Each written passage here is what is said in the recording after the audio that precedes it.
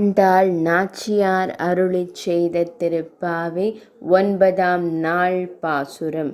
தூமணி மாடத்துச் சுற்றும் விளக்கெரிய தூபம் கமழத் துயிலணைமேல் கண்வளரும் மாமான் மகளே மணிக்கதவம் தாழ்த்திறவாய் மாமீர் அவளை எழுப்பீரோ உன் மகள்தான் ஊமையோ அன்றிச் செவிடோ அனந்தலோ ஏமப் பெருந்துயில் மந்திரப்பட்டாளோ மாமாயன் மாதவன் வைகுந்தன் என்றென்று நாமம் பலவும் நவின்றேலோர் எம்பாவாய்.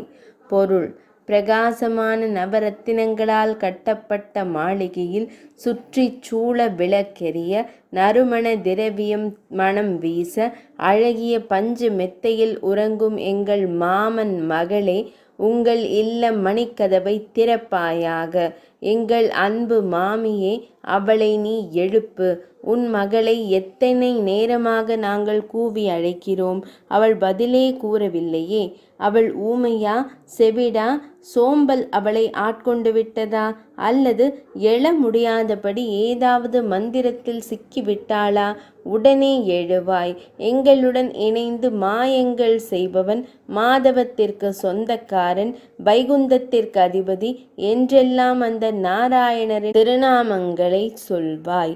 விளக்கம்: உலக மக்கள் மாட மாளிகை பஞ்சு மெத்தை என சொகுசு வாழ்க்கையில் சிக்கி சோம்பலில் கட்டுண்டு கிடக்கின்றனர்.